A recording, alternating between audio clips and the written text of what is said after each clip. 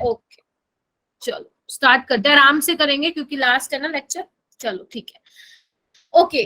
तो जैसे कि मैंने आपको ये बोला था कि कोऑर्डिनेशन वाले चैप्टर को बच्चे मैंने 5 पार्ट में डिवाइड किया था, है ना। मैंने कहा था मुझे आपके 5 लेक्चर चाहिए होंगे। एक लेक्चर ऑलरेडी, 2 लेक्चर हम ऑलरेडी कर चुके हैं इस पे। फर्स्ट वाला लेक्चर था हमारा बेसिकली इंट्रोडक्शन टर्म्स पे था, और जो सेकंड वाला लेक्चर था वो हमारा था वर्नर थ्योरी और आईयूपैक नेमिंग।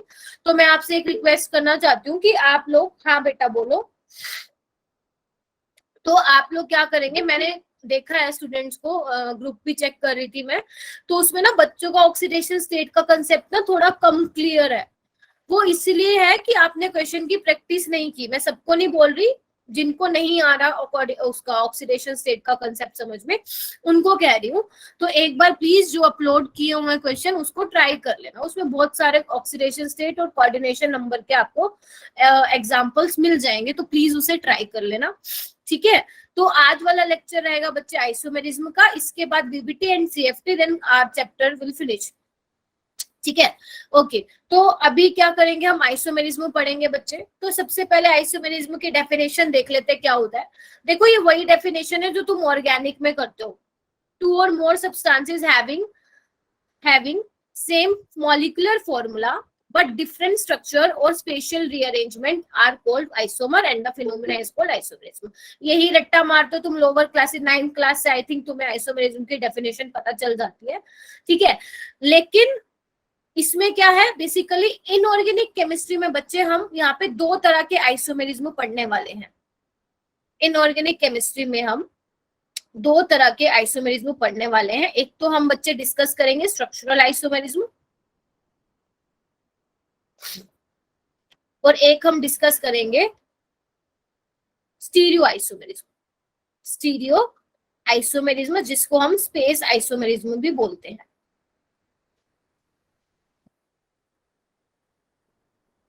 ठीक है। ओके, अब आप कहोगे मैम ऑर्गेनिक में भी तो यही पढ़ते हैं हम, तो हाँ बिल्कुल, ऑर्गेनिक में भी हम स्ट्रक्चरल और स्टीरियो आइसोमेरिज्म पढ़ते हैं, ठीक है। लेकिन उसमें हम क्या करते थे बच्चे, ऑर्गेनिक में ना हम स्ट्रक्चरल आइसोमर्स में वो देखते थे, chain isomer, positional isomer, functional group isomers, ये सब देखते थे। लेकिन इसमें ऐसा नहीं है इनऑर्गेनिक में, क्योंकि कोऑर्डिनेशन कंपाउंड्स में स्ट्रक्चरल आइसोमेरिज्म कुछ अलग होगा। तो हम 1 बाय 1 डिस्कस करते हैं, मतलब सेम होगा लेकिन टाइप्स अलग होंगे, ठीक है। तो बच्चे स्ट्रक्चरल आइसोमेरिज्म देखो नाम से ही पता चल रहा है, केमिकल बोल रही हूँ, I am so sorry, molecular formula या you can say molecular composition तो सेम रहेगी, लेकिन जो डिफरेंस अराइज होगा वो आपके स्ट्रक्चर में डिफरेंस अराइज होगा। तो सबसे पहला है बच्चे ionization isomerism. Ionization isomerism basically क्या होता है, आप ऐसे ध्यान रखेंगे, नाम से ही इंडिकेट हो रहा है कि अगर आपको सॉल्यूशन में डिफरेंट आयंस मिल रहे हैं although they have same composition, तो ऐसे वाले कंपाउंड्स क्या कहलाते हैं बच्चे, आयनाइजेशन आइसोमेरिज्म शो करते हैं। तो ये तो थी डेफिनेशन, जो कि रटने वाली बात है, ठीक है। नाइस से डेफिनेशन से क्वेश्चन नहीं आता। क्वेश्चन कैसे आएगा बच्चे, जब आपको एग्जाम्पल पता होगा, ठीक है, क्योंकि एग्जाम्पल के थ्रू ही आप आज का देखो, आज का जो आइसोमेरिज्म वाला टॉपिक है ना, उसमें बहुत सारा लिखने का है, उसमें बहुत सारा लिखने का एज वेल एज समझाने का भी है। इस वजह से ये थोड़ा सा लेक्चर एक्सटेंड हो जाता है, अदरवाइज ज्यादा मुश्किल नहीं है। तो यहाँ पे मैं आपको एग्जाम्पल 1 लिख रही हूँ बच्चे, ध्यान से देखना, ठीक है। यहाँ पे मैं लिख रही हूँ CONH3 Br एंड CONH3, यहाँ पे सल्फेट आएगा बाहर, आई एम सो सॉरी, यहाँ पे सल्फेट अंदर आएगा कोऑर्डिनेशन स्फीयर के अंदर, और यहाँ पे आएगा Br बाहर, ओके। क्या कोई बच्चा मुझे इसकी आयुपैक नेमिंग बता सकता है क्या, इसका नामकरण करके कोई बता सकता है क्या, इस वाले का कोई भी बच्चा हैंड रेस करो, और मुझे इसकी आयुपैक नेमिंग बताओ। हाँ गरिमा बोलो।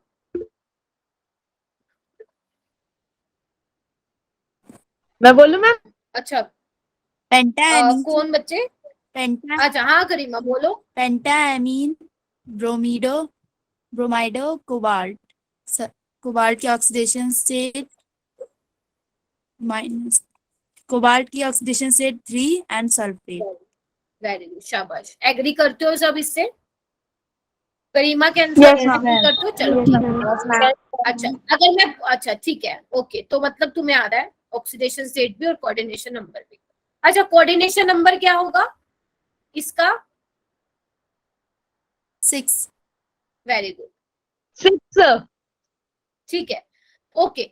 अब बच्चे देखो, मैं कुछ एक चीज बताना चाहती हूँ तुम्हें। अगर मैं इस वाले जो मैंने फर्स्ट कॉम्प्लेक्स लिखा है, अगर मैं रिएक्शन इसकी AgCl से कराती हूँ, सॉरी AgNO3 से कराती हूँ, और एक कराती हूँ मैं बेरियम क्लोराइड से, यहाँ पे क्या होगा? यहाँ पे भी सेम बच्चे मैं सिल्वर नाइट्रेट के साथ कराती हूँ, और यहाँ पे कराती हूँ मैं बेरियम क्लोराइड के साथ, ठीक है।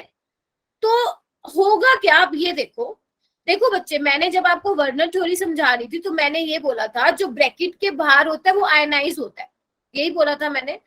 अगर आयनाइज होता है तो भैया क्या मैं बोल सकती हूँ Ag के साथ ये सल्फेट रिएक्ट करेगा, हाँ या ना? नहीं करेगा।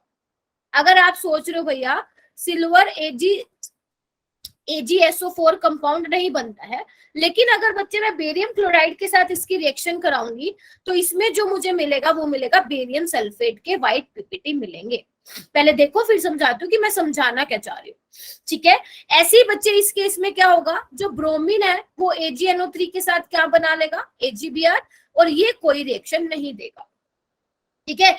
AgBr के बच्चे कैसे पीपीटी होते हैं? येलो पीपीटी होते हैं, येलो पीपीटी होते हैं। और आपको मैंने बोला भी था कि जहां पे भी आपको सिल्वर और हेलोजन दिखे तो वो क्या करते हैं, आपस में स्ट्रॉन्ग टेंडेंसी रखते हैं एक दूसरे के साथ कंबाइन होने में, ठीक है। इस वजह से यहाँ AgBr बन रहा है और यहाँ पे Ag सल्फेट, सिल्वर सल्फेट यहाँ पे नहीं बन रहा है, ठीक है। तो होगा क्या बच्चे, ये आपकी रिएक्शन ना एग्जाम में आई हुई है कि आपको ना कॉम्प्लेक्स दे देते हैं, या आपको मान लो कॉम्प्लेक्स की जगह लिख के दे देते हैं ए कोई कॉम्प्लेक्स है, उसकी रिएक्शन बेरियम क्लोराइड के साथ करवा रहे हैं और हमें मिल रहा है व्हाइट पीपीटी, और एक कॉम्प्लेक्स ऐसा है जिसकी रिएक्शन हम करा रहे हैं क्या बोलते हैं सिल्वर नाइट्राइड के साथ और मुझे AgBr मिल रहा है, या सिर्फ लिख के दे देंगे येलो पीपीटी मिल रहे हैं, नाम नहीं बताएंगे। तो आपको बच्चे वहां पे क्या देखना है, अगर येलो पीपीटी मिल रहे हैं, ध्यान से सुनना, अगर आपको येलो पीपीटी मिल रहे हैं इट मींस आपका ब्रोमीन रहा होगा आउटसाइड द स्फीयर, और अगर आपको बच्चे बेरियम सल्फेट मिल रहा है इट मींस आपका सॉल्यूशन में कौन सा आयन रहा होगा बच्चे? सल्फेट आयन होगा, ठीक है। अब ये दोनों बच्चे कैसे आइसोमेरिज्म शो करते हैं? ये दोनों शो करते हैं आयनाइजेशन आइसोमेरिज्म। रीजन क्या है कि सॉल्यूशन में यहाँ पे सल्फेट आयन मिलेगा और यहाँ पे क्या मिलेगा बेटा? तुम्हें ब्रोमाइड आयन मिलेगा। तो ये कैसे एग्जाम्पल हुए बेटा तुम्हारे? आयनाइजेशन आइसोमेरिज्म का एग्जाम्पल हुआ। पहली चीज, क्योंकि बच्चे सिल्वर और सल्फेट का बॉन्ड स्ट्रॉन्ग नहीं होता बेटा, ठीक है। AgSO4 का बॉन्ड स्ट्रॉन्ग नहीं होता, वो नहीं बनता, ठीक है। सिल्वर के साथ सल्फेट नहीं बनता है, ठीक है बेटा, ओके। उसके बाद आओ, देखो मैंने ना यहाँ पे एग्जाम्पल ऑलरेडी लिखे हुए हैं तुम्हारे लिए, ध्यान से देखो। ये जो 3 एग्जाम्पल है ये आयनाइजेशन आइसोमेरिज्म के। देखो यहाँ पे सॉल्यूशन में सल्फेट मिलेगा क्योंकि आपको पता है यही आयनाइज होगा, ये तो एज इट इज रहेगा। याद आ रहा है जब मैंने आपको बताया था डबल सोल्ट और कॉम्प्लेक्स सोल्ट में डिफरेंस बताया था, मैंने क्या कहा था? डबल सोल्ट तो अपने इंडिविजुअल आयन में डिसोसिएट हो जाएगा, कंस्टिट्यूएंट आयंस भी तुम बोल सकते हो, और जो आपका कॉम्प्लेक्स वाला है वो क्या होगा? सॉल्यूशन में क्या होगा? एज इट इज रहेगा। स्नेहा क्या समझ नहीं आया बेटा? टेल मी, ठीक है। ऐसे ही यहाँ पे क्या होगा? सॉल्यूशन में आपको हाइड्रोक्साइड मिलेगा। तो ये कैसे हुए बच्चे? आयनाइजेशन आइसोमेरिज्म हुए। आपके पास कैसे आएगा पेपर में? ये दोनों लिखे हुए मिलेंगे और आपको ये पता लगाना है कि आयनाइजेशन आइसोमेरिज्म है या नहीं। अगर अलग अलग आयन है, यहाँ पे सल्फेट का, यहाँ पे हाइड्रोक्साइड का, it means they show ionization isomerism, otherwise not, ठीक है। ऐसे ही बच्चे ब्रोमाइड है यहाँ पे है क्लोराइड, ठीक है। अब आ गया होगा आई थिंक स्नेहा, बच्चे मैंने दोबारा रिपीट कर दिया, ठीक है। देखो नाम से ही पता चल रहा है स्नेहा, आयनाइजेशन का मतलब क्या है? अलग अलग आयंस मिलेंगे। अगर तुमने मेरी पहली वाली क्लास अटेंड किया तो समझ में आ जाना चाहिए कि यहाँ पे ब्रोमीन मिलेगा तुम्हें सॉल्यूशन में और यहाँ पे क्लोराइड मिलेगा, तो आपको अलग अलग आयंस मिल रहे हैं, तो they are example of ionization isomerism, ठीक है। जैसे अगर मैम दोनों जगह Br होगा और इधर भी Br होगा तो वो नहीं होगा ना? तो बच्चों आयनाइजेशन आइसोमेरिज्म का एग्जाम्पल ही नहीं होगा, ठीक है। ओके मैम, ठीक है, तो आयंस अलग अलग होने चाहिए, ठीक है, राइट। उसके बाद बच्चे सेकंड आता है सोलवेट और हाइड्रेट आइसोमेरिज्म। अब ये क्या होता है सोलवेट और हाइड्रेट? हाइड्रेट का मतलब समझते हो? किसी आयन के साथ वाटर मॉलिक्यूल अटैच है उन्हीं को हम बोलते हैं हाइड्रेट। जैसे हम कहते हैं ना लिथियम का हाइड्रेट आयन क्या होता है, हम बोलते हैं भैया लिथियम के पास चारों तरफ से वाटर मॉलिक्यूल आके उसको अट्रैक्ट करे तो हम बोलते हैं लिथियम का हाइड्रेट। समझ रहे हो?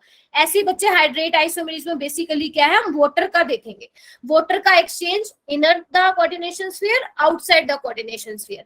तो देखो बच्चे एग्जांपल कैसा है, देखो इस वाले केस में तो H2O कोऑर्डिनेशन स्फीयर के अंदर है और इस वाले केस में देखो यहाँ पे क्लोरीन का हाइड्रेट है, मतलब इसमें तो वाटर अंदर है इसमें बाहर है। ऐसे ही बच्चे सेम इसमें देखो, इसमें वाटर अंदर है और इसमें क्या है, वाटर बाहर है। तो इस तरह से आप क्या देख पा रहे हो कि वाटर का एक्सचेंज है आउटसाइड द स्फीयर और इनसाइड द स्फीयर। तो ये बच्चे किसके एग्जांपल हुए आपके, यू कैन से सोलवेट और हाइड्रेट आइसोमेरिज्म के ये एग्जांपल हुए। ये तो सिंपल था, समझ में आया? पहले ये बताओ। Yes ma'am. ठीक है, ये सिंपल है। ओके, अच्छा एक और चीज आप ध्यान रखेंगे बच्चे, जो ये सेकंड वाला है ये आयनाइजेशन आइसोमेरिज्म भी शो करता है।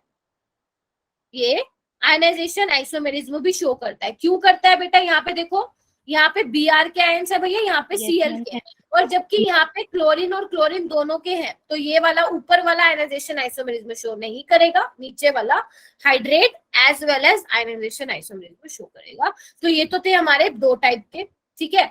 उसके बाद जो थर्ड टाइप आता है बच्चे, वो बहुत इंपॉर्टेंट है, लिंकेज आइसोमेरिज्म। लिंकेज आइसोमेरिज्म क्या होता है बेटा? देखो तुम्हें ना सिर्फ ये ध्यान रखना है, लिंकेज आइसोमेरिज्म में ना वो वाले कंपाउंड्स होंगे जिसमें एम्बिडेंटेट लिगेंड होंगे। देखो जिसमें क्या होंगे बच्चे, एम्बिडेंटेट लिगेंड होंगे। और तुम्हें पता है एम्बिडेंटेट लिगेंड कौन से होते हैं बेटा? Two different donor group. शाबाश। Ambidentate ligands are monodentate ligand in which two different donor atom. ठीक है, लिख लो, टू डिफरेंट डोनर एटम। और एक टाइम पे बच्चे एक ही डोनेट करेगा। किसको डोनेट करेगा? किसको डोनेट करेगा? हाँ, तो कोई मुझे एग्जांपल बताएगा एम्बिडेंटेट लिगेंड के? NO2 ONO Cn negative. Cn negative, Cn minus, NO2 NO2 ONO. Very good. ONO। HCN cyanide, isocyanide, CN cyanide और नाइट्राइड, ये तीनों मैंने बनाए थे बेटा। ठीक है, चलो अभी मैं एग्जांपल से समझाती हूँ आपको। ठीक है, ओके। अच्छा आज स्टूडेंट्स की स्ट्रेंथ ज्यादा है ना, 60 स्टूडेंट्स हो गए, क्या बात है भाई। चलो यहाँ पे मैं एग्जांपल लिख रही हूँ बेटा। देखो मैं क्या कर रही हूँ, ध्यान से देखना। मैं कोबाल्ट के पास ना 6 लिगेंड दिखा रही हूँ, जिसमें से मैं 5 लिगेंड तो मैं NH3 दिखा रही हूँ, अमोनिया। ठीक है, और एक जगह मैं दिखा रही हूँ बच्चे NO2। ठीक है, यहाँ पे ये क्या इंडिकेट कर रहा है कि कोबाल्ट के साथ बच्चे क्या लगा हुआ है, नाइट्रोजन की लिंकेज है। ठीक है, एक क्या होगा बच्चे, सेम यही रहेगा। यहाँ पे क्या आएगा, NO2 की जगह ONO लिख रही हूँ मैं यहाँ पे, बाकी सारी जगह बच्चे NH3 NH3 NH3 NH3। तो ये कैसे एग्जाम्पल हुए बच्चे, बोलो? लिंकेज। एग्जाम्पल हुए लिंकेज है, क्योंकि यहाँ पे नाइट्रोजन से लिंकेज है और यहाँ पे किससे है बच्चे, ऑक्सीजन से है। ठीक है, अब जो इनका कलर होता है ना बच्चे, वो इसका रेड कलर होता है, इसका जहाँ पे नाइट्राइट है, और जहाँ पे नाइट्राइटो O है बच्चे, इसका कलर होता है येलो। अब आपको ये याद नहीं रखना, याद थोड़ी ना रख पाओगे, हमें क्या पता कि रेड होता है या येलो होता है। बच्चे म्यूट करो, सुमन म्यूट करो बेटा। हाँ ठीक है, अभी आपको ये ध्यान रखना है बेटा, माना कि इन दोनों का मॉलिक्यूलर फॉर्मूला सेम है, ठीक है, लेकिन स्ट्रक्चर डिफरेंट होने की वजह से कलर भी डिफरेंट ही होते हैं। तो आपको ये चीज माइंड में रखनी है कि हालांकि मॉलिक्यूलर फॉर्मूला सेम है, लेकिन क्योंकि स्ट्रक्चर डिफरेंट है ना, तो ये अलग अलग कलर के दिखाई देंगे। तो आप इस तरह से इन स्ट्रक्चर को डिस्टिंग्विश कर सकते हैं। ठीक है, तो ये कैसा एग्जांपल है लिंकेज आइसोमरिज्म। जब भी आपके पास कोई आ जाता है कि आइसोमर बताओ कितने बनेंगे, तो सबसे पहले बच्चे आप ये चेक करेंगे कि जो आपको दे रखा है, पहले आप चेक करना क्या उनका मॉलिक्यूलर फॉर्मूला सेम है। अगर मॉलिक्यूलर फॉर्मूला सेम है, देन आप चेक करेंगे कि कौन सा आइसोमेरिज्म वो शो कर रहा है। ठीक है, जैसे कि देखो यहाँ पे मैंने एक दो एग्जाम्पल और लिख रखे हैं। यहाँ पे देखो बेटा, इस वाले कोऑर्डिनेशन कॉम्प्लेक्स में क्या है, SCN है, और इसमें क्या है, NCS है। तो ये भी कैसा एग्जांपल हुआ बेटा, लिंकेज आइसोमेरिज्म का एग्जांपल हुआ। यहाँ पे देखो NO2 से लिंकेज है, यहाँ पे ONO से लिंकेज है, तो ये भी कैसा हुआ बेटा, बोलो कैसा हुआ? लिंकेज है सर। Linkage isomerism. पीवाई पता है तुम्हें क्या होता है? पीवाई पता है क्या होता है? पिरिडीन। हाँ, पिरिडीन का बच्चे ये स्ट्रक्चर होता है, अगर तुमने ऑर्गेनिक में देखा होगा तो एरोमेटिक होता है ये, क्योंकि 6 पाई इलेक्ट्रॉन है, हक्कल रूल को ये फॉलो करता है। साथ ही साथ ये कैसा लिगेंड है बेटा? न्यूट्रल लिगेंड है, मतलब पिरिडीन पे कोई चार्ज नहीं होता। और साथ ही साथ ये भी ध्यान रखना है ये कैसा लिगेंड है बेटा? मोनोडेंटेट लिगेंड है, क्योंकि एक नाइट्रोजन ही है देने वाला। ठीक है, ओके। उसके बाद बच्चे आओ, इंपॉर्टेंट है कोऑर्डिनेशन आइसोमेरिज्म। हाँ बोलो बेटा। मैम हमें कैसे पता चलता है?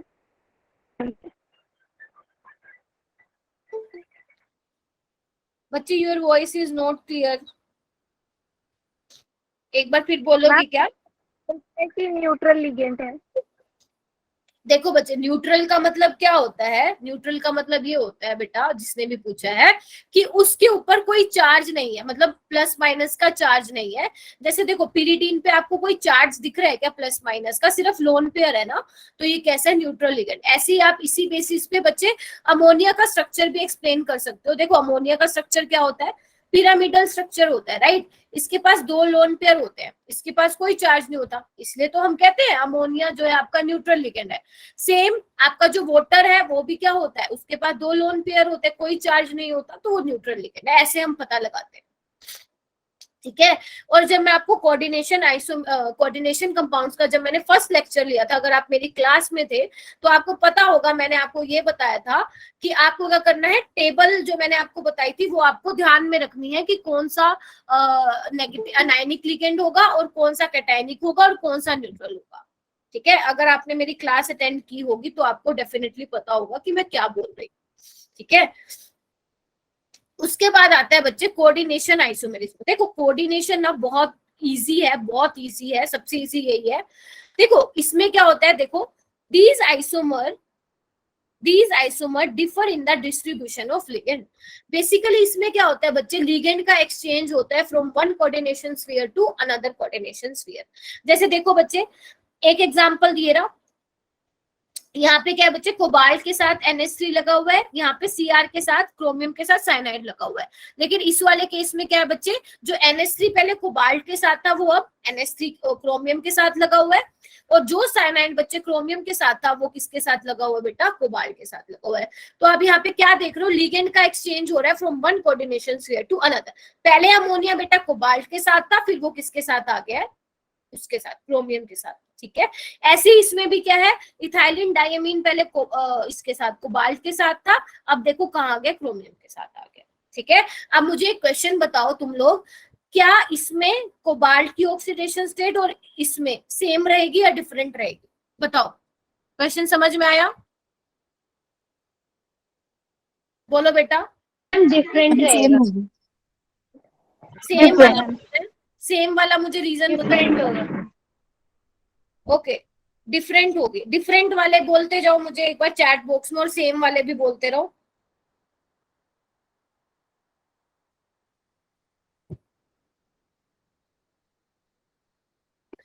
एक बच्चे ने सेम बोला था, रितिका आप बोल रहे थे क्या?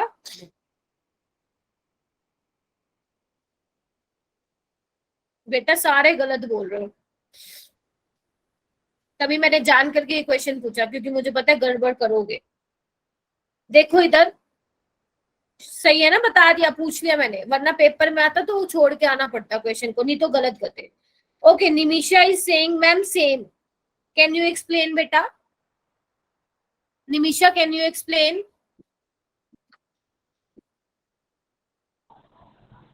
मैम NH3 की ऑक्सीडेशन नंबर 0 होती है और अच्छा, EN की भी 0 होती है, ठीक है, फिर तो इस वजह से 0 आ जाएगा CO का ऑक्सीडेशन नंबर। तो यहाँ पे तो लेकिन बच्चे कोबाल्ट के साथ साइनाइड है ना, और साइनाइड पे तो -1 का होता है। यस मैम, यही सोच के आई थिंक सबने बोला। मैं बताऊं मैम? हाँ बताओ। मैम ये कार्बोनाइल ग्रुप है और हमने पढ़ रखा है कि कार्बोनाइल की फिक्स रहती है कि 6 होगा, इसीलिए ऑक्सीडेशन। मैम मैं पहली बात बताऊं? पहली बात तो ये कोबाल्ट है। हाँ बोलो। मैम साइनाइड पे -1 चार्ज होता है, तो क्रोमियम के साथ देखें तो -6 ऑक्सीडेशन स्टेट हो जाएगी, और उसका अगर हम हाफ करेंगे तो +3 -3 हो जाएगी, और क्रोमियम के साथ +3, कोबाल्ट के साथ भी 3 हो जाएगी, ऐसे 3 डिवाइड हो जाएगा। ओके, सनाया आप बताओगे? सनाया बताओ।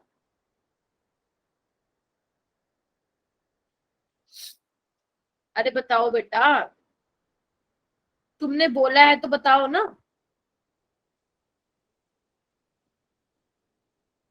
चलो इधर देखो, मैं बताती हूँ। देखो बच्चे, हाँ माइक अनम्यूट करो ना। देखो बेटा, यहाँ पे क्या है आपको दिख रहा है, ये दोनों न्यूट्रल है कॉम्प्लेक्स, देख पा रहे हो, कोई चार्ज नहीं है। तो बच्चे ये देखो, अगर मैं यहाँ पे लिखूं कि ये -3 है तो ये +3 होगा, हाँ या ना? पहले तो ये बताओ। Yes ma'am. Overall complex should be neutral. मैंने आपको क्या सिखाया था फर्स्ट क्लास में? Overall complex should be neutral. तो अगर ये -3 है तो ये +3 होगा, ठीक है। तो यहाँ पे भी यही होगा, ये -3 है तो भैया ये +3 होगा। अब देख लो निकाल के, कोबाल्ट की यहाँ पे भी +3 है और यहाँ पे +3 है, क्रोमियम की यहाँ पे भी +3 है और यहाँ पे +3 है। तो ध्यान रखना, कोऑर्डिनेशन आइसोमेरिज्म में सेंट्रल मेटल एटम की ऑक्सीडेशन स्टेट हमेशा सेम होगी। क्लियर हो गया सबको? Yes ma'am. ठीक है, अब गड़बड़ मत करना, ठीक है। उसके बाद आओ बच्चे, ये हमारे 4 ही टाइप थे, कोऑर्डिनेशन, लिंकेज, आयनाइजेशन और हाइड्राइड। तो इसको प्लीज ध्यान रखना। अभी हम बच्चे डिस्कस करेंगे यहाँ पे स्टीरियो आइसोमेरिज्म और स्पेस आइसोमेरिज्म। देखो बेसिकली ना, स्पेस आइसोमेरिज्म इसका नाम क्यों दिया गया, वो ये बताना चाहते हैं। बेसिकली ये वो वाले कंपाउंड्स होते हैं, इन कोऑर्डिनेशन कंपाउंड, जिसमें लिगेंड किस तरह से अरेंज होते हैं स्पेस में, ठीक है। लिगेंड किस तरह से अरेंज होते हैं 3D में, उसकी ओरिएंटेशन को दिखाना है हमें around the metal atom ion. जैसे सपोज मान लो, अगर किसी कोऑर्डिनेशन कंपाउंड का बच्चे कोऑर्डिनेशन नंबर 4 है, तो ये 2 तरह के ज्योमेट्री दिखाएगा। एक तो स्क्वायर प्लेनर और दूसरा बेटा दिखाएगा टेट्राहेड्रल। यही दिखाएगा, हाँ या ना? अगर मान लो मुझे मेटल के चारों तरफ लिगेंड को अरेंज करना हो तो मैं कैसे करूंगी? तो चारों लिगेंड बच्चे प्लेन में होंगे। ध्यान से रखना, प्लेन में है, सारे के सारे प्लेन में है। ऐसा कोई भी नहीं है कि 2 आगे की साइड है 2 पीछे की साइड है, नहीं। स्क्वायर प्लेनर का मतलब ही यही होता है कि चारों के चारों लिगेंड बच्चे प्लेन में। लिख लो, क्योंकि बच्चों को बहुत कंफ्यूजन है। 4 ligands are in plane. Tetrahedral में क्या होता है बच्चा? टेट्राहेड्रल में क्या होता है? मेटल के चारों तरफ लिगेंड कुछ इस तरह से अरेंज होते हैं, ठीक है। 2 तो प्लेन में रहते हैं, एक आगे की तरफ होता है और एक पीछे की तरफ होता है, तो ये टेट्राहेड्रल होता है। तो आप लिख सकते हो 4 ligands are not in same plane. ठीक है बच्चा पार्टी? मैम मैंने एक जगह पढ़ा था कि हमें दिखाया गया था कि जो अगर कोऑर्डिनेशन नंबर 4 होगा तो वो केवल स्क्वायर प्लेनर स्ट्रक्चर बनाएगा, लेकिन टेट्राहेड्रल नहीं बना पाएगा। निशा म्यूट करो बेटा, और प्रज्ञा बच्चे, निशा म्यूट करो। निशा,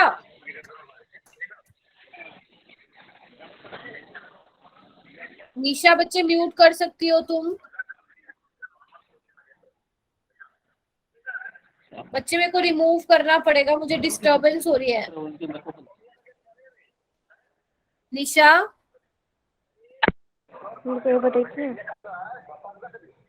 एक मिनट, मैं रिमूव कर देती हूँ।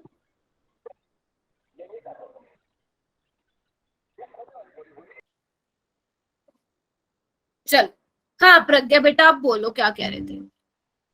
हम मैं ये बोल रही थी कि अगर कोऑर्डिनेशन नंबर 4 है, तो मैंने कहीं पढ़ा था, तो उन्होंने हमें लिखवाया था कोऑर्डिनेशन नंबर 4 से 2 स्ट्रक्चर बनते हैं, स्क्वायर प्लेनर और टेट्राहेड्रल। लेकिन उन्होंने ये भी लिखवाया था कि टेट्राहेड्रल जो होता है वो पॉसिबल नहीं होता है। किसमें पॉसिबल नहीं होता? ज्योमेट्रिकल आइसोमर में नहीं होता, ऐसा बोल रहे हो? तो मैम कहाँ ये पे एक नहीं होता? पर्टिकुलर उसमें नहीं हो पाता है। नहीं, किसमें नहीं होता ये भी तो दे रखा होगा ना प्रज्ञा। यस मैम, दिया था। हाँ वही मुझे बताओ ना, किस में नहीं होता पॉसिबल, क्योंकि ज्योमेट्री तो होती है टेट्राहेड्रल, किस केस में नहीं होता, मतलब आई मीन टू से तुम कौन सा टॉपिक पढ़ रही थी जहाँ पे ये लिखा हुआ था कि टेट्राहेड्रल पॉसिबल नहीं होती है? यस मैम, ज्योमेट्रिकल आइसोमेरिज्म था। अच्छा चलो, वो तो बच्चे अभी हम डिस्कस करेंगे, ठीक है, अभी मैं उस पर आई नहीं, ठीक है, वो डिस्कस करेंगे। उसके बाद है बच्चे कोऑर्डिनेशन नंबर अगर 6 होगा तो कैसी ज्योमेट्री होती है? ऑक्टाहेड्रल होती है। तो इसमें लिगेंड कैसे अरेंज होते हैं बच्चे? इस तरह से, ठीक है, दो दो तो प्लेन में होते हैं, दो आउटसाइड होते हैं और दो बैक साइड होते हैं। तो अगर जिन स्टूडेंट्स को अभी तक ये लगता था कि 6 के 6 लिगेंड प्लेन में होते थे, तो आज अपनी गलत फहमी दूर कर लो, एक्चुअल में ऐसे नहीं होते, दो आगे की तरफ, दो पीछे की तरफ और दो प्लेन में होते हैं, ठीक है। चलो, ये तो मैंने बताना था इसलिए बता दिया, क्योंकि इसमें ना हम बेसिकली यही सब डिस्कस करने वाले हैं, स्टीरियो आइसोमेरिज्म, ठीक है, ओके। निशा बच्चे, मैंने तुम्हें इसलिए रिमूव किया था बिकॉज आपने ना अपना माइक म्यूट नहीं कर रखा था और उस वजह से बहुत डिस्टरबेंस हो रही थी, तो अब प्लीज इस चीज का ध्यान रखना, ठीक है।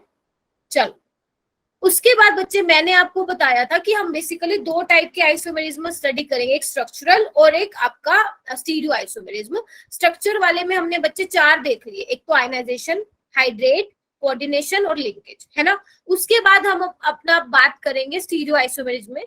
तो बच्चे स्टीरियो आइसोमेरिज्म आपके 2 टाइप के होते हैं, एक ज्योमेट्रिकल और एक ऑप्टिकल आइसोमर, ठीक है। तो हम सबसे पहले डिस्कस करेंगे ज्योमेट्रिकल करेंगे। तो बच्चे ज्योमेट्रिकल में ना देखो क्या लिखा हुआ है यहाँ पे, geometrical isomerism is common for square, planar और ऑक्टाहेड्रल में। तो मतलब ये कह रहे हैं कि ज्योमेट्रिकल आइसोमर जो हम देखते हैं अपने ऑर्गेनिक में भी 2 टाइप के होते हैं, सिस और ट्रांस, यही पढ़ते हो आप लोग, सिस और ट्रांस ज्योमेट्रिकल आइसोमेरिज्म पढ़ते हो। तो इसमें ये बोला है बच्चे, स्क्वायर, प्लैनर और ऑक्टाहेड्रल कॉम्प्लेक्सेस ज्योमेट्रिकल आइसोमेरिज्म को शो करते हैं, यानी कि वो ये कहना चाह रहे हैं इनडायरेक्टली कि टेट्राहेड्रल कॉम्प्लेक्सेस, लिखो इस बात को, कि tetrahedral complexes does not show geometrical isomer। वो क्यों नहीं करते बेटा, इसका रीजन सुनो। क्योंकि इसमें क्या होता है, जो लिगेंड के बीच में एंगल होता है बच्चे, वो क्या होता है, 109 डिग्री होता है, सभी लिगेंड के बीच में सेम एंगल होता है। जबकि सिस में क्या होता है, लिगेंड के बीच में 60 डिग्री का एंगल होता है जो सिस पोजीशन पे रहते हैं, और जो आपका ट्रांस पोजीशन पे रहते हैं बच्चे, उसमें एंगल क्या होता है, 180 डिग्री होता है। तो इसलिए बच्चे हम टेट्राहेड्रल कॉम्प्लेक्सेस में डिफरेंशिएट नहीं कर पाते हैं कि सिस है या ट्रांस है। इसी रीजन की वजह से हम टेट्राहेड्रल कॉम्प्लेक्सेस में ज्योमेट्रिकल आइसोमेरिज्म नहीं देखते हैं। तो पहले ये बताओ, ये समझ में आ गया? Yes ma'am. बताओ बेटा। मैम एक बार और बता दो। बेटा आई एम सेइंग कि टेट्राहेड्रल कॉम्प्लेक्सेस में हम ज्योमेट्रिकल आइसोमेरिज्म नहीं देखते हैं, क्योंकि इसमें जो लिगेंड के बीच में एंगल होता है वो 109 डिग्री का होता है। जबकि जो हम सिस और ट्रांस पढ़ते हैं उनमें क्या होता है, 90 और 180 डिग्री का एंगल होता है ना। सिस में अभी दिखाऊंगी आपको, सिस में 90 डिग्री का एंगल होगा, ट्रांस में जो 2 लिगेंड है, स्पेसिफिक लिगेंड जिसको आप ट्रांस पोजीशन पे रख रहे हो, उसका 180 डिग्री का एंगल होता है, ठीक है। इसीलिए हम टेट्राहेड्रल कॉम्प्लेक्सेस में बच्चे ज्योमेट्रिकल आइसोमेरिज्म नहीं स्टडी करते हैं। अब आ गया समझ में? Yes ma'am. चलो, उसके बाद हमें करना है बच्चे, हम सबसे पहले डिस्कस कर रहे हैं geometrical isomerism in square, planar complexes, ठीक है। तो यहाँ पे देखो बच्चे, कोऑर्डिनेशन नंबर 4 होता है, इसका एग्जांपल है बच्चे सबसे पहले Ma2B2 टाइप। Ma2B2 टाइप का मतलब क्या है बेटा? एग्जाम्पल लिखो, प्लेटिनम NH3 2Cl2। अब कहोगे मैम ये AB क्या है? तो बच्चे यहाँ पे AB क्या है, 2 डिफरेंट, लिखो 2 डिफरेंट मोनोडेंटेट लिगेंड। क्या है बेटा? 2 डिफरेंट मोनोडेंटेट लिगेंड। जो यहाँ पे अभी 57 स्टूडेंट्स है ना बच्चे, सोचना भी मत कि ये क्लास छोड़ के बीच में चले जाओगे, मैं पहले बता रही हूँ। अगर क्लास बीच में छोड़ के चले गए, देखो आधा घंटा ऑलरेडी हो चुका है, आधा घंटा और लगेगा, आधा या घंटा या 40 मिनट। अगर आप आधा घंटा बैठे हो ना, तो प्लीज आधा घंटा और पूरा सुन के जाना, ट्रस्ट मी क्वेश्चन सोल्व कर पाओगे, ठीक है, वरना दिक्कत हो जाएगी। तो बच्चे ए और बी यहाँ पे क्या रिप्रेजेंट कर रहे हैं, 2 डिफरेंट मोनोडेंटेट लिगेंड को यहाँ पे इंडिकेट कर रहे हैं। तो मैंने एग्जांपल लिखा है ये, अभी बेसिकली स्टीरियोआइसोमर हम क्या देख रहे थे कि लिगेंड्स को आप किस तरह से around a metal ion rearrange करेंगे। तो बच्चे अगर मैं आपसे पूछूं कि इसमें लिगेंड को कैसे लगाओगे, क्योंकि बच्चे इसका क्या है, स्क्वायर प्लेनर कॉम्प्लेक्स बनेगा, यानी कि कोऑर्डिनेशन नंबर 4 है। तो इसके पास आपके पास दो पॉसिबिलिटी है, एक बार तो क्या करोगे, दो NH3 को सेम साइड पे लगा दोगे, एक बार क्या करोगे बच्चे, आप क्या करोगे बताओ, NH3 को डिफरेंट साइड में लगा देंगे। शाबाश। तो पहले वाला क्या है, सिस है, पहले वाला क्या है बेटा, सिस है, क्योंकि दो सेम लिगेंड के बीच में यहाँ 90 डिग्री का एंगल है और यहाँ पे क्या 180 डिग्री का, इसलिए इसको ट्रांस बोला। ठीक है, तो मैं क्या बोल सकती हूँ कि जो Ma2B2 टाइप के हैं वो दो ज्योमेट्रिकल आइसोमर दिखाएंगे, बताओ क्या मैं बोल सकती हूँ ये चीज? Yes ma'am. चलो ठीक है, समझ आ गया, इसमें तो आई थिंक कोई भी मुश्किल नहीं है। सेकंड वाला देखो बच्चे, एक और है Ma2BC टाइप, Ma2BC टाइप, इसका मतलब क्या हुआ बेटा कि A तो मोनोडेंटेट है और B भी मोनोडेंटेट है और C भी बच्चे क्या है सॉरी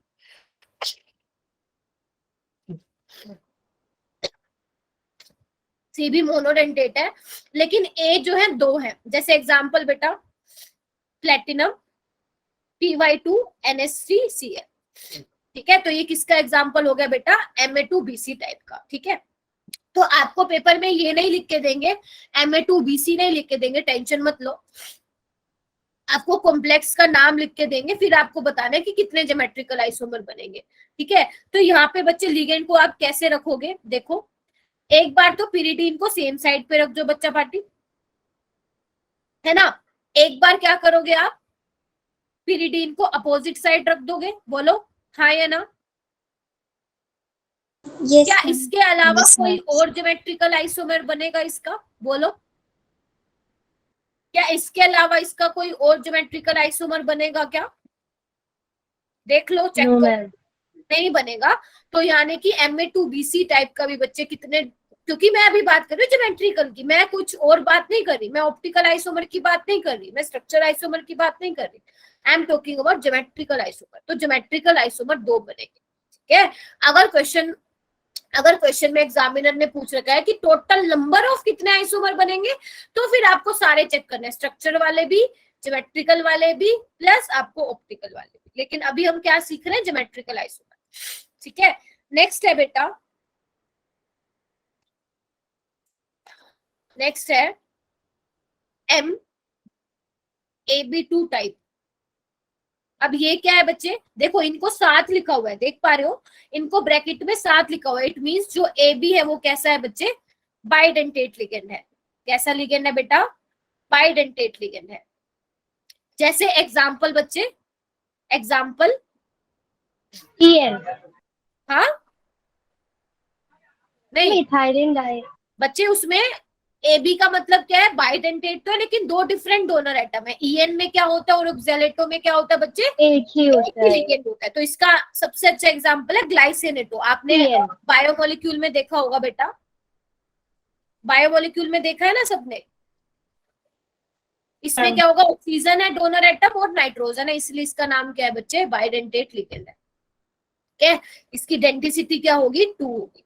इसका कोऑर्डिनेशन नंबर बताना एक बार मेरे को, इसका कोऑर्डिनेशन नंबर बताना। हाँ 6 कैसे, 4 मैम। 4 आएगा ना, number of ligand 2, density 2, 2 into 2 4। बनेगा कैसे बच्चे, ये देखो आपको बना के दिखाती हूँ, देखो बच्चे ध्यान से क्या बना रही हूँ मैं। हाँ 4 होगी बेटा,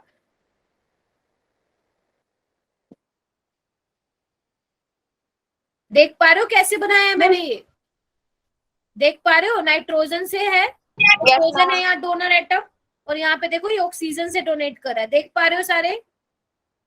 यस सर। ठीक है, एक तो ये Yes, बन ma'am. जाएगा आपका जिसमें नाइट्रोजन बच्चे क्या है, सिस पोजीशन पे है, शाबाश। ठीक है, एक कैसे बनेगा बच्चे, जब आप नाइट्रोजन को क्या लगा दोगे, ट्रांस पोजीशन पे लगा दो, इस तरह से। अब ये मैंने कर्व क्यों दिखाया बेटा, क्योंकि आप जो है या तो ऐसे बना सकते हैं, नहीं तो ऐसे बना सकते हैं, इसको एक तरह से रिप्रेजेंट करने का तरीका है बाइडेंटेट लिगेंड को, ठीक है, आप ये कर्व का मतलब ना अंडरस्टूड होता है कि ये है CH2CO है, ठीक है। तो आपको ना ऐसे भी आप बना सकते हो, अगर आप अपने एग्जाम में भी बना के आते हो तो कोई आपके मार्क्स नहीं काटेगा। तो बच्चे एक सिस बना और एक ट्रांस बना, तो क्या मैं बोल सकती हूँ इसके भी दो ज्योमेट्रिकल आइसोमर बनेंगे? बोलो। Yes sir. ठीक। लेकिन अगर क्या होगा जब मैं इसकी जगह ये ले लूं MAA2, यानी कि इसका एग्जाम्पल अगर मैं लूं बच्चे तो मैं ये ले सकती हूँ ना? बताओ हाँ या ना, बताओ हाँ या ना। Yes sir. ठीक है, तो देखो कैसे होगा NN NN, क्योंकि नाइट्रोजन होता है ना डोनर एटम, तो यही बनेगा। अब तुम मुझे ये बताओ क्या इसका कोई और आइसोमर पॉसिबल है? बताओ। नहीं है। क्यों नहीं है? क्योंकि सारे के सारे नाइट्रोजन के सेम है, तो इसका ज्योमेट्रिकल आइसोमर और कोई पॉसिबल नहीं है। मोनिका बच्चे जिन्होंने पूछा है, बच्चे स्ट्रक्चर में मैंने ये बोला है कि आप ना इसको ऐसे भी दिखा सकते हैं, ऑक्सीजन और नाइट्रोजन के बीच में कर्व दिखा सकते हैं। बेसिकली CH2CO को रिप्रेजेंट करने का तरीका है, जैसे आपने इसमें देखा EN क्या होता है, EN आप बेसिकली ये पढ़ते हो ना, ये पढ़ते हो, तो इसको भी आप जो है ऐसे लगा सकते हैं, ठीक है, कोई आपके मार्क्स नहीं काटेगा, ठीक है, तो इसका ध्यान रखना।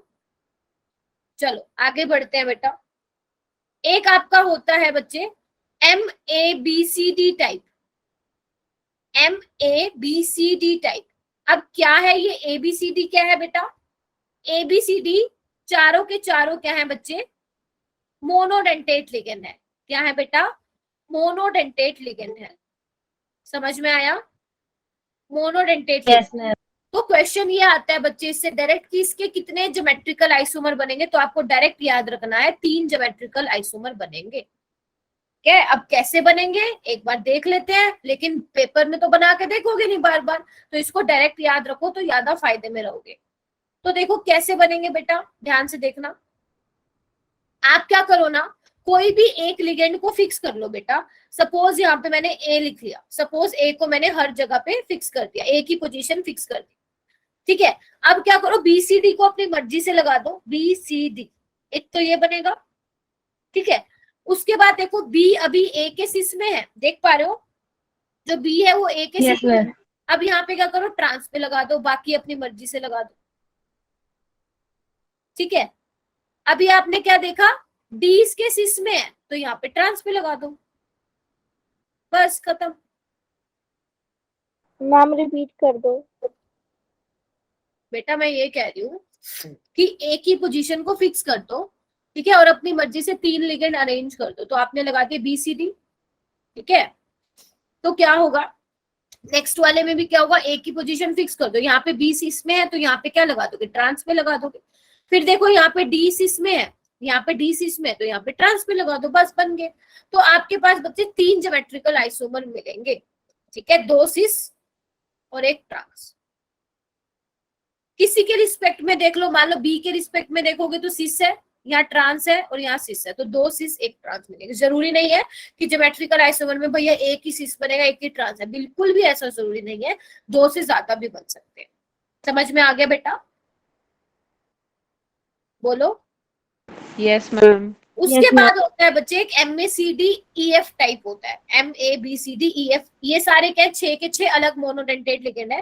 तो इसको डायरेक्ट लर्न करो, बनाने तो बैठोगे नहीं आप। इसके आते हैं 15 ज्योमेट्रिकल आइसोमर इसके बनते हैं।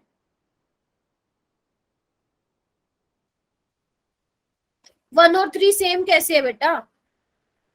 1 और 3 सेम कैसे? यहाँ पे A के सिस पोजीशन पे बच्चे D है, यहाँ पे ट्रांस है, सेम कैसे है? ठीक है, इसको आप ध्यान रखेंगे डायरेक्ट बच्चे, MABCD-EF टाइप का क्या है, 15 ज्योमेट्रिकल आइसोमर बनेंगे, ठीक है, ध्यान रखना। अगर बना के देखना है तो घर पे बना के देख लेना अगर एक्स्ट्रा टाइम है तो, वरना भैया ऐसे ही लर्न कर लो, ठीक है। आगे चले, अरे बोलो। यस।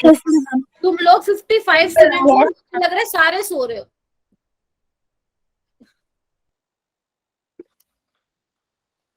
हाँ बोलो, कविता बोल रहे हो क्या कुछ? नेक्स्ट है बच्चे तुम्हारा ऑक्टाहेड्रल कंपाउंड्स। Octahedral compounds. देखो अभी हम क्या कर रहे थे बच्चे, ओके ठीक है, अब एक रहोगे तो ज्यादा ही अच्छा रहेगा, वरना पता चले सो गए और मैम पढ़ा के चली गई।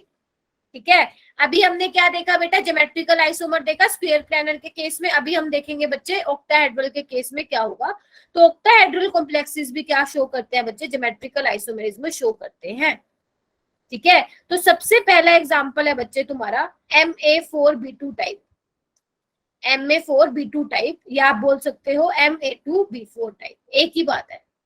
ठीक है, एग्जाम्पल देखो इसका क्या होगा, एग्जाम्पल है CO CnH3 4Cl2, या तो ये बना लो या फिर ये वाला ले लो, एक ही बात है, दोनों में सेम ही बनेंगे, या ये ले लो। ठीक है, तो मैं आपको एक बनाना सिखा रही हूँ, दूसरा तो आप खुद बना लोगे। देखो बच्चे इसको कैसे रीअरेंज करोगे, देखो बेटा ऑक्टाहेड्रल में कोऑर्डिनेशन नंबर क्या होता है, 6 होता है। तो एक बार आप क्या करोगे, Cl को 6 पोजीशन पे लगाओगे और 4 NH3 को इस तरह से लगाओगे। देख पा रहे हो, देख पा रहे हो क्या? यस एक बार आप मैम। क्या करोगे, Cl को ट्रांस पे लगाओगे, Cl को ट्रांस पे लगाओगे और 4 NH3 को ऐसे लगाओगे। तो यानी कि इसमें बच्चे कितने हो जाएंगे पॉसिबल आपके ज्योमेट्रिकल आइसोमर, बताओ? 2 ज्योमेट्रिकल आइसोमर पॉसिबल होंगे, एक सिस और एक ट्रांस। सेम ऐसे इसमें बनेंगे, एक सिस और एक ट्रांस। ठीक है, उसके बाद है बच्चे, उसके बाद है MAA2B2 टाइप। इसका मतलब क्या हुआ, जो AA है इस बार क्या है, बाइडेंटेट लिगेंड है जिसमें डोनर एटम सेम है। एग्जांपल बच्चे COEN2Cl2, बोलो सही लिखा है, बोलो सही लिखा है। इसके अलावा बच्चे आप ये वाला टाइप भी देख सकते हो, MMA2BC टाइप। इसमें क्या होगा, COEN2ClNH3 ले लो, बनेंगे सेम, बनेंगे सेम। तो मैं आपको फर्स्ट वाला बना के दिखा रही हूँ बच्चे, देखो कैसे बनेगा। CO कैसे रीअरेंज करोगे बच्चे, एक बार तो Cl को बच्चे इस पे लगा लो और एक बार क्या करोगे, Cl को ट्रांस पे लगा दो, Cl को ट्रांस पे लगा दो। ठीक है, बाकी कैसे दिखाओगे, En को कैसे दिखाओगे, ऐसे दिखाओगे। देख पा रहे हो सारे, समझ में आ रहा है कैसे लगा रही हूँ, सिंपल है बिल्कुल। Yes ma'am. ठीक है, तो एक तो आपके पास सिस बनेगा और एक ट्रांस बनेगा, यानी कि इसमें भी कितने बनेंगे बेटा, 2 ज्योमेट्रिकल आइसोमर बनेंगे। ठीक है, ऐसे इसमें भी कितने बनेंगे बच्चे, एक सिस बनेगा और एक ट्रांस। एक बार NH3Cl को सेम पोजीशन पे लगा देना, देखो यहाँ पे लगा दो, और एक बार क्या करोगे, ट्रांस पोजीशन पे लगा देना। ठीक है, तो इसमें भी आपके कैसे बनेंगे, 2 बनेंगे। ठीक है, इसके बाद बच्चे एक चीज ध्यान रखना, जो आपका MA5B टाइप का अगर आपको कोई आइसोमर देखने को मिलता है, या MA6 टाइप का आइसोमर देखने को मिलता है, तो ये ज्योमेट्रिकल आइसोमर शो नहीं करते हैं, क्योंकि हमें मिनिमम 2 डिफरेंट ग्रुप चाहिए। यहाँ पे क्या है, एक भी नहीं है, यहाँ पे सारे के सारे सेम एलिगेंट, और यहाँ पे सिर्फ एक ही है। तो ये वाला ध्यान रखना, ये ज्योमेट्रिकल आइसोमर शो नहीं करते हैं।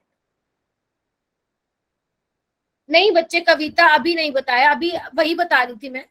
सेकंड लास्ट है बच्चे इसमें MA3B3 टाइप, MA3 बेटा B3 टाइप। तो ये वाले ना सबसे इंपॉर्टेंट होते हैं। इसमें ना 2 टाइप के आइसोमर आपको दिखने को मिलते हैं बच्चे, इनका नाम होता है थोड़ा अलग सा नाम है, ध्यान रखना क्योंकि इंपॉर्टेंट भी है। फेशियल और मेरिडोनियल आइसोमर, आई थिंक आपने सुना होगा अगर स्कूल में हो गया ये चैप्टर, फेशियल और मेरिडोनियल आइसोमर। तो अब ये बनते कैसे, हालांकि ये भी ज्योमेट्रिकल आइसोमर ही है, इनका नाम चेंज हो गया फेशियल और मेरिडोनियल। बेसिकली बच्चे ये बनते कैसे, ध्यान से देखना। जो सेम टाइप के 3 लिगेंड है ना, अगर वो एडजेसेंट पोजीशन पे ऐसे ट्रायंगुलर फेस बना रहे हैं बच्चे, तो वो कैसे होते हैं, आपके फेशियल आइसोमर होते हैं। कैसे होते हैं बच्चे, फेशियल आइसोमर होते हैं। क्लियर है? अगर मान लो आपके 3 सेम लिगेंड ए 2 तो एडजेसेंट पोजीशन पे होते हैं, लेकिन तीसरा वाला उसके अल्टरनेट पोजीशन पे होता है, तो हम क्या बोलते हैं उसको बच्चे, मेरिडोनियल आइसोमर बोलते हैं। बहुत इंपॉर्टेंट है ये, मेरिडोनियल आइसोमर बोलते हैं, जिसको आप शॉर्ट फॉर्म में लिखते हो MER। आपको ये ध्यान रखना है कि फेशियल आइसोमर में ए के बीच में सेम टाइप के बीच में लिगेंड एंगल होता है 90 डिग्री, लेकिन इसमें क्या होता है सेम टाइप के बीच में क्या होता है, सेम लिगेंड के बीच में 90 डिग्री का एंगल भी होता है बच्चे, और 180 डिग्री का भी एंगल होता है। तो ये भी आपसे पूछ सकते हैं, ये भी आपसे पूछ सकते हैं, ठीक है। अब आप तो ध्यान रखना, अगर 3 टाइप के अलग लिगेंड और 3 टाइप के अलग लिगेंड आपको कहीं पे दिखाई दे रहे हैं तो उसके 2 ज्योमेट्रिकल आइसोमर बनेंगे। कौन कौन से बेटा? फेशियल और मेरिडोनियल। अब कहोगे मैम इसके एग्जाम्पल तो आपने नहीं बनाए, तो एग्जाम्पल लिख लो। एक तो है रोडियम का कॉम्प्लेक्स है, ठीक है, एक है आपका,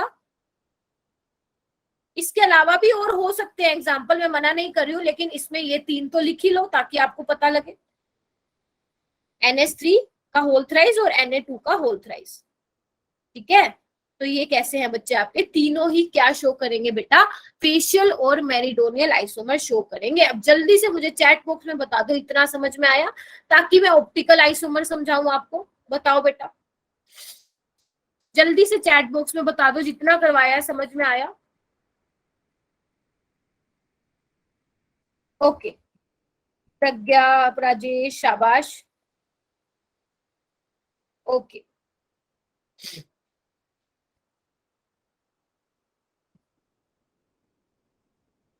निश्चय, ओके बेटा।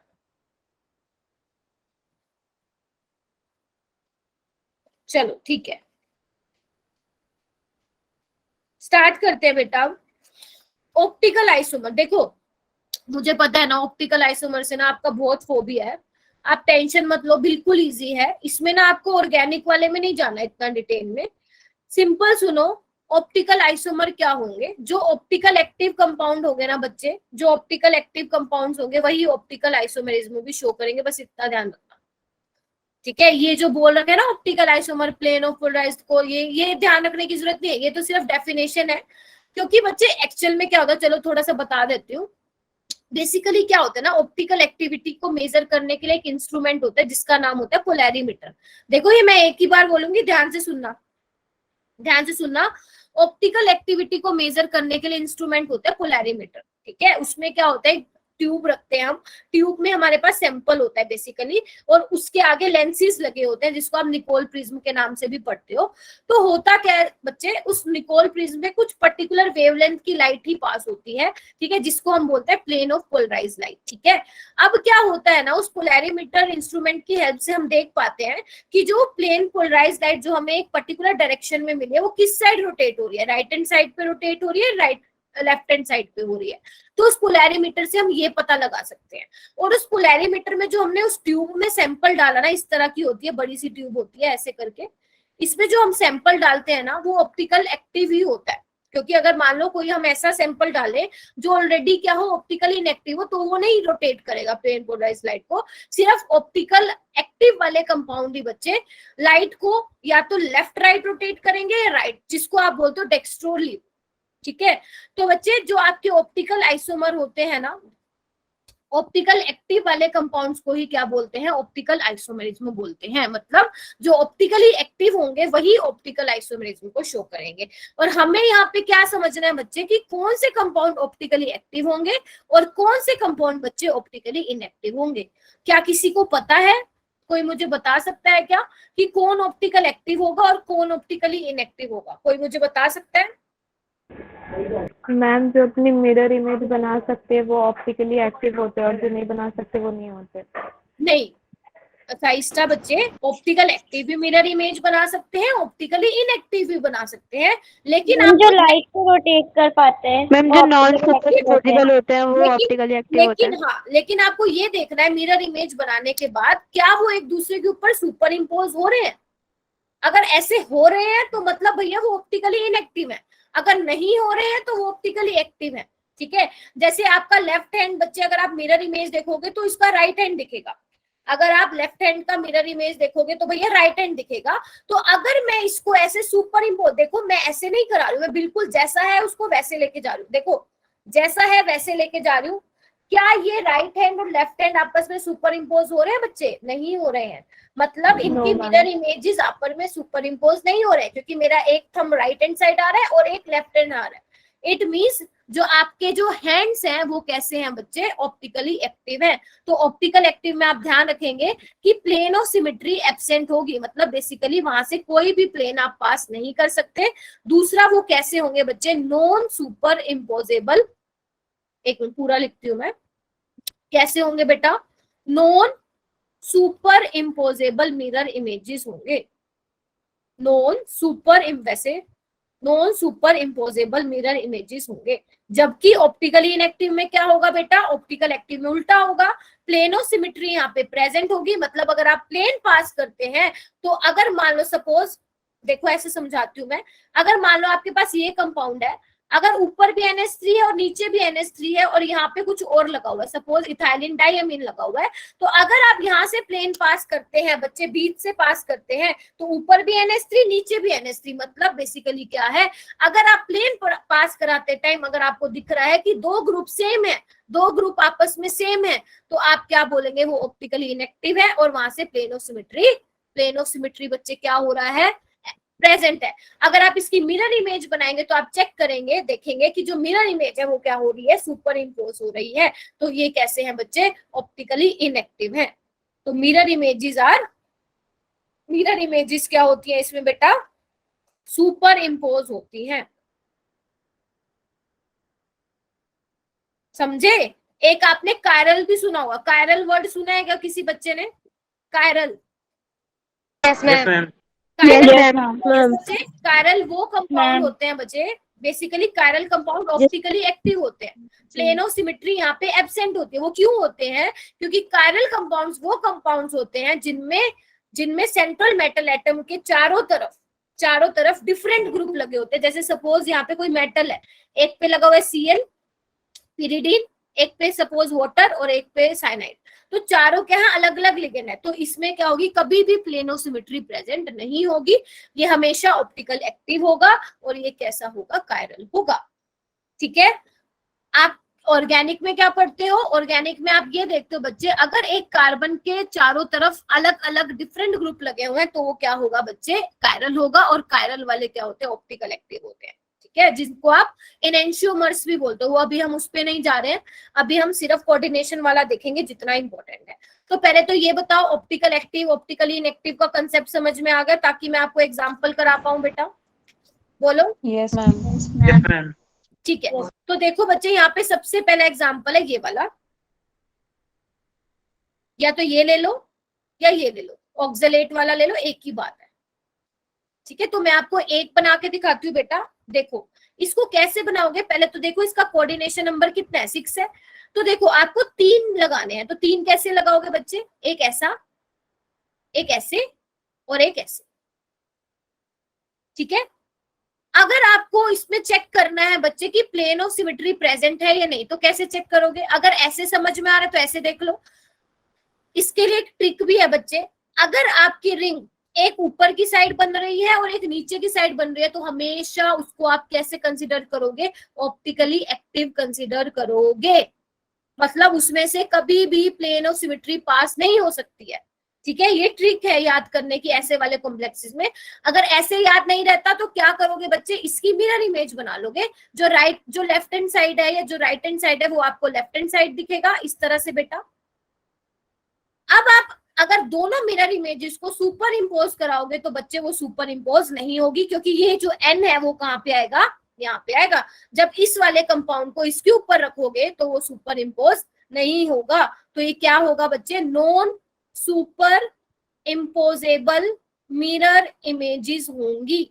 क्या होंगी बच्चे, non superimposable mirror images होंगी। और ये क्या होगा, ऑप्टिकल एक्टिव होगा। एक डेक्स्ट्रो रोटेटरी, एक राइट हैंड साइड घुमाएगा और एक राइट हैंड साइड।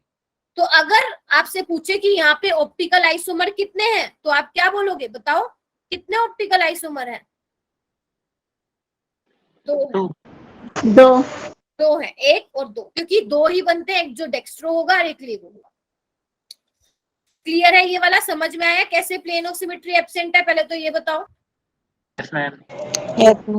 उसके बाद बच्चे एग्जांपल है CO EN2 Cl2। इसको कैसे बनाओगे? इसमें मैं ना 2 क्वेश्चन इंक्लूड कर रही हूँ। एक तो मुझे बताओ ज्योमेट्रिकल आइसोमर कितने बनेंगे, और मुझे बताना ऑप्टिकल आइसोमर कितने बनेंगे। जल्दी ट्राई करो, ट्राई करो इसको बनाना। कैसे बनाओगे? कोऑर्डिनेशन नंबर 6 रहेगा, बनाओ कैसे बनाओगे?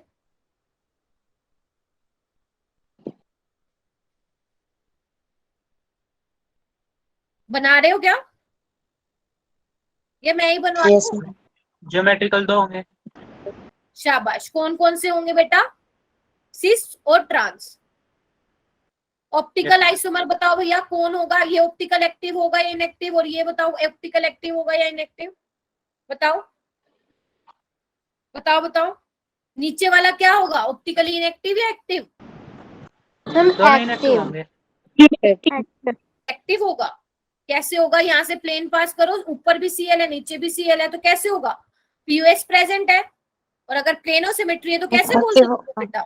ऑप्टिकली इनएक्टिव होगा, है ना? Optically inactive. जबकि यहाँ पे क्या है, कहाँ से प्लेन का पास कराओगे? पास ही नहीं करा सकते बच्चे, ऑप्टिकली एक्टिव। अगर ऐसे नहीं समझ में आ रहा तो मिरर इमेज बना के देख लेना, ठीक है? तो अगर मैं आपसे पूछूं, यहाँ पे 2 तो ज्योमेट्रिकल आइसोमर बने हैं और 2 ऑप्टिकल आइसोमर बने हैं। अगर मैं आपसे पूछूं बच्चे यहाँ पे total number of stereo isomer कितने बने हैं, तो तुम्हारा आंसर क्या होगा? पहले तो ये बताओ। अगर मैं आपसे पूछूं total number of stereo isomer कितने हैं, तो आपका आंसर क्या होगा? कौन बताएगा? 2। हाँ, 3 होगा। कैसे होगा बेटा? मैम पहले का देखो बच्चे, पहले का तो बनेगा लेकिन सेकंड का तो बनेगा ही नहीं। देखो स्टीरियो आइसोमर ना निकालने का एक फॉर्मूला होता है ज्योमेट्री का, इसको आप ध्यान रखो, कभी कंफ्यूज नहीं होगे। 3 बनेंगे 4 बनेंगे। Geometrical isomer plus half of optical isomer, बस आपको ये फॉर्मूला ध्यान रखना है। आप निकाल लोगे कि टोटल नंबर ऑफ कितने स्टीरियो आइसोमर बने। अब ज्योमेट्रिकल कितने हैं बच्चे? 2 प्लस हाफ ऑफ ऑप्टिकल कितने हैं? 2। तो टोटल कितने स्टीरियो आइसोमर होंगे बेटा? 3 होंगे। कर लोगे? समझ में आया क्या फॉर्मूला है? बताओ। Geometrical Yes. Isomer plus half of Yes, optical ma'am. Isomer. Geometrical कितने हैं? आप लोग 4 नहीं बोल सकते हो, आप लोग आंसर 4 नहीं बोल सकते। अगर आप ये सोच रहे हो कि मैम स्टीरियो आइसोमर में तो ज्योमेट्रिकल प्लस ऑप्टिकल होना चाहिए, नहीं नहीं, ज्योमेट्रिकल प्लस हाफ ऑफ होता है। क्योंकि जो आप सिस का ऑप्टिकल आइसोमर बता रहे हैं ना, तो ऑलरेडी वो सिस ज्योमेट्रिकल आइसोमर में ऑलरेडी इंक्लूड है, तभी यहाँ फॉर्मूले में क्या आया बच्चे? हाफ आया, ठीक है? उसके बाद बच्चे क्वेश्चन करो। ये वाला मैंने ऑलरेडी करा दिया, ये वाला क्वेश्चन करो बच्चे। कैसे करोगे? आपको इस कॉम्प्लेक्स का क्या बनाना है? ज्योमेट्रिकल आइसोमर भी बताना है और ऑप्टिकल आइसोमर भी बताना है। जल्दी करो, नोटबुक निकालो और सॉल्व करना शुरू करो। इसका कैसे बनाओगे? कोऑर्डिनेशन नंबर 6 रहेगा इसका।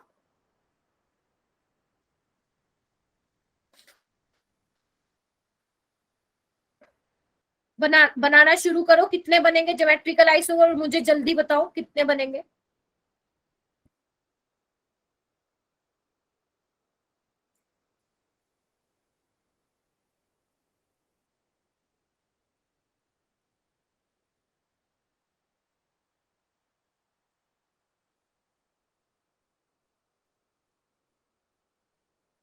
कितने बने हैं बेटा? हाँ, बना रहे हो क्या? तुम तो लीव कर रहे हो बनाने की जगह।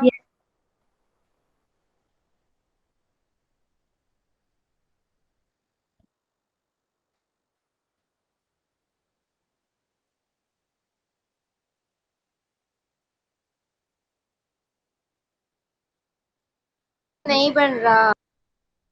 क्या नहीं बन रहा बेटा? बन क्यों नहीं रहा बेटा? हाँ, क्या हुआ सुमन? अरे देखो ना बेटा, एक बार सीएल को सिस में लगा दो, एक बार सीएल को ट्रांस में लगा दो, है ना?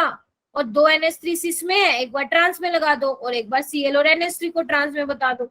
तो ज्योमेट्रिकल आइसोमर कितने हैं यहाँ पे? पहले तो ये बताओ, बताओ बेटा। अरे कोई तो बोलो, नहीं सोल्व हो रहा है क्या? आवाज आ रही है मेरी? ये तो कम से कम बता दो। यस मैम आ रही है। तो तुम कर Yes, क्यों रहे हो ma'am. तो? अभी तो मैंने भी बना दिया। कितने ज्योमेट्रिकल आइसोमर बने हैं बेटा? 4 बने हैं। दो सिंपल सा ही तो है, अभी तो कराया मैंने ऐसा क्वेश्चन। Cl Cl सिस में लगाओ, Cl Cl ट्रांस में लगाओ, NH3 लगाओ ट्रांस में, और क्लोरीन और NH3 लगाओ। अब मुझे ये बताओ ऑप्टिकली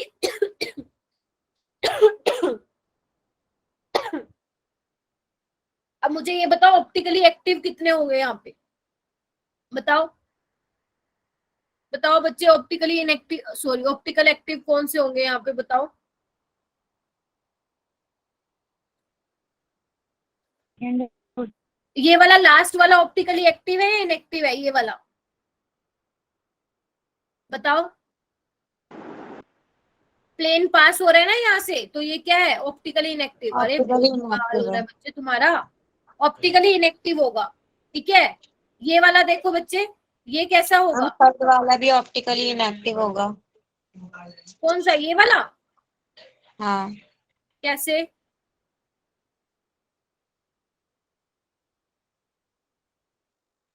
फर्स्ट वाला कैसे होगा बेटा ऑप्टिकली इनएक्टिव? फर्स्ट कहाँ से? थर्ड वाला।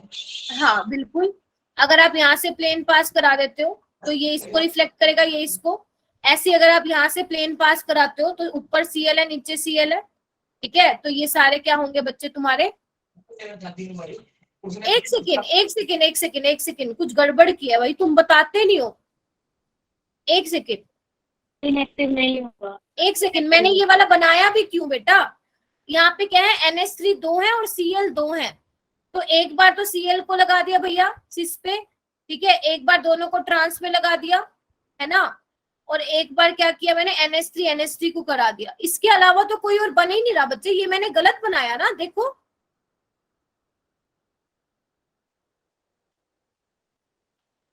ये मैंने गलत बनाया था, आप लोग में से किसी ने नहीं बोला बेटा मेरे को। और ये वाला और पहले वाला सेम है, तो इसके बच्चे 3 ही बनेंगे। ये तो मैंने देख लिया, तुम तो गलत ही पढ़ के चले जाते बेटा यहाँ से, ठीक है। ज्योमेट्रिकल आइसोमर यहाँ पे 3 बन रहे हैं, देखो ना। होगा। 2 अमोनिया है, 2 Cl है। पहले तो 2 Cl को सिस में लगाओ ऐसे करके, ठीक है। फिर क्या करोगे? दोनों को ट्रांस में लगाओगे, फिर 2 अमोनिया को ट्रांस में लगा दो, ठीक है। इसमें सिर्फ यही वाला ऑप्टिकल एक्टिव होगा, तो इसके 2 आइसोमर बनेंगे, 2 ऑप्टिकल आइसोमर बनेंगे, ठीक है। तो ऑप्टिकल आइसोमर कितने बनेंगे बच्चे? 2 बनेंगे। और अगर कोई आपसे पूछे बच्चे नंबर ऑफ स्टीरियो आइसोमर कितने होंगे, तो क्या बोलोगे? ज्योमेट्रिकल आइसोमर 3 बने, हाफ ऑफ ऑप्टिकल आइसोमर कितने बने बेटा? बोलो। 2 बने। तो आंसर क्या आ जाएगा? 4 आ जाएगा। आंसर क्या आ जाएगा? 4। ये देखो यहाँ पे देख लो, अगर मेरा समझ में नहीं आ रहा, यहाँ देखो, ये देखो बेटा, यहाँ पे क्या? Cl Cl ट्रांस में है, यहाँ पे NH3 ट्रांस में है, देख पा रहे हो। और यहाँ पे क्या है? ये देखो Cl Cl सिस में है, देखो, देख पा रहे हो। ये दोनों ऑप्टिकल इनएक्टिव है, सिर्फ ये वाला ऑप्टिकल एक्टिव है। तो इसके 2 बनेंगे, एक लीवो वाला और एक डेक्स्ट्रो वाला। अब समझ में आ गया क्या? Yes, ma'am. ओके। इसके बाद देखो बच्चे ये वाला यस क्वेश्चन, मैम। यहाँ पे देखो, इसमें पूछा है, ये तुम खुद करोगे। Which of the following complex species is not expected to exhibit optical isomer? देखो आपको 4 एग्जांपल दे रखे, सॉरी 4 ऑप्शन है। आपको ये चेक करना है कि इनमें से कौन सा ऑप्टिकल एक्टिव नहीं है। इट मींस आपको ये चेक करना है कि इनमें से किस केस में प्लेनो सिमेट्री प्रेजेंट है, मतलब किस केस में किसकी मिरर इमेज सुपर इम्पोज कर रही है। तो ये वाले ऑलरेडी मैंने ABC आपको तीनों एग्जांपल करा दिए। तीनों के केसों में प्लेनो सिमेट्री एब्सेंट होगी, तो यानी कि जो ऑप्शन डी होगा, यानी कि जो फेशियल और मेरिडोनियल बनेंगे यहाँ पे, वो क्या होंगे बच्चे? ऑप्टिकली इनएक्टिव होंगे, ठीक है। बना के देखोगे। इसमें आओ, total number of isomer for a square planar complexes, कितने टोटल नंबर ऑफ आइसोमर बनेंगे इस केस में? तो ये वाला मैं करवा देती हूँ आपको। यहाँ पे क्या बच्चे? क्लोरीन है, HCN है और NO2। ध्यान से देखना, जो ये बच्चे लीव कर रहे हो ना, कोई फायदा नहीं है समझने का। ये कैसा टाइप का है बच्चे? MABCD टाइप का है। इसमें मैंने क्या कहा था? 3 ज्योमेट्रिकल आइसोमर बनेंगे, बताया था कि नहीं बताया था? बताओ। Yes ma'am. बोलो। Yes ma'am. यस। तो इसमें क्या करो, सबसे पहले आप एक काम करो, एक फ्लोरीन को फिक्स कर लो सब में ऐसे करके, जैसे मैंने उसमें बताया था। बाकी सारा अपनी मर्जी से लगा दो। ठीक है, यहाँ पे क्लोरीन ट्रांस में लगा दो, और यहाँ पे क्या करोगे, HCl लगा दो इसके ट्रांस में। तो बेसिकली बच्चे ये 3 टाइप के आपके ज्योमेट्रिकल आइसोमर बन गए। तो आप आंसर में बच्चे 3 मत लिख के आना, क्योंकि आपसे क्या पूछा है बच्चे, टोटल नंबर ऑफ आइसोमर पूछा है, टोटल आइसोमर। तो टोटल आइसोमर में बेटा आपको स्ट्रक्चर आइसोमर भी काउंट करना पड़ेगा। और आपको पता है HCl और नाइट्रो ग्रुप कैसे हैं बेटा, कैसे टाइप के लिगेंड है, एम्बिडेंटेड लिगेंड है, तो वो लिंकेज आइसोमर भी शो करेंगे। समझ रहे हो? तो आपको और आइसोमर भी कंसिडर करके चलने पड़ेंगे। जैसे देखो बेटा, 3 तो ऑलरेडी बने हुए हैं। अब हो सकता है जो ये सल्फर से अटैच है, हो सकता है ये NCS से हो, ऐसे यहाँ पे भी NCS से हो सकता है कि ये भी नाइट्रोजन से अटैच हो, तो 3 और बन जाएंगे। बोलो हाँ या ना, बोलो बेटा, बोलो। Yes ma'am. ऐसे ही यहाँ पे नाइट्रोजन से अटैच है, हो सकता है ये O से हो, और ये भी O से हो, और ये भी बच्चे O से हो, तो यहाँ पे 3 और बन जाएंगे, यानी कि 9। पहले बताओ, इतना समझ में आया 9 कैसे बने बेटा, बोलो 9 कैसे बने, समझ में आया क्या?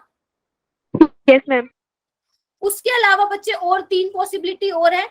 अभी तो आपने इन केस में सल्फर और नाइट्रोजन से अटैच करा रखा है, हो सकता है कि आप यहाँ पे NCS और ONO से करा रहे हो, यहाँ पे हो सकता है NCS और ONO से करा रहे हो, और सेम यहाँ पे भी हो सकता है नाइट्रोजन से लिंकेज करा रहे हो, और यहाँ पे ऑक्सीजन से, तो 3 और बन जाएंगे।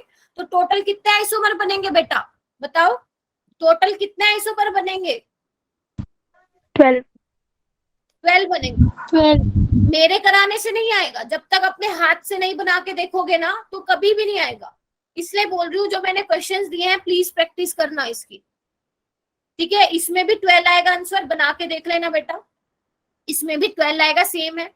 इसमें देखो क्या बोल रखा है, इन चारों में से कौन सा ट्रांस आइसोमर बनेगा, तो बच्चे C वाला ट्रांस बनेगा, बाकी सारों में किसी में भी ट्रांस नहीं बनेगा। जैसे देखो PT-EN2Cl2 कैसे बनेगा, ये वैसे आपको खुद करना चाहिए था बच्चे। ये देखो ट्रांस कैसे बनेगा बच्चे, ऐसे बनेगा। ठीक है, तो ये C वाला ही था जो ट्रांस बनेगा। इसमें देखो बच्चे, इसमें बोल रखा है which of the following has, बस 5 मिनट का रह गया, छोड़ रही हूँ, 2 मिनट का रह गया, छोड़ रही हूँ। Which of the following has largest number of isomer, बताओ किसमें सबसे ज्यादा आइसोमर बनेंगे? पहले वाले में 2 ही बनेंगे, एक सिस और एक ट्रांस, ये मैंने करवा चुकी हूँ ऑलरेडी। इसमें तो कोई भी नहीं बनेगा, मैंने कहा था ना MA5B में कोई ज्योमेट्रिकल आइसोमर नहीं बनेगा। इसमें क्या होगा, इसमें भी 2 ही बनेंगे, एक बार सिस बनेगा, एक बार ट्रांस बनेगा। सिस कैसे बनेगा, जब आप H और CO को सिस पोजीशन पे लगाओगे। ट्रांस कब बनेगा, जब H और CO को ट्रांस पोजीशन पे लगाओगे। इसमें क्या होगा, एक सिस बनेगा, ट्रांस बनेगा, लेकिन सिस के क्या बनेंगे बेटा, ऑप्टिकल आइसोमर भी तो बनेंगे, अभी मैंने सिखाया था। तो सबसे ज्यादा आइसोमर किसके बनेंगे बच्चे, D वाले के बनेंगे। बताओ क्लियर हुआ कि नहीं हुआ?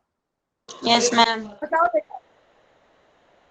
ठीक है, तो ये वाले बच्चे तब तक नहीं आएंगे तुम्हें जब तक तुम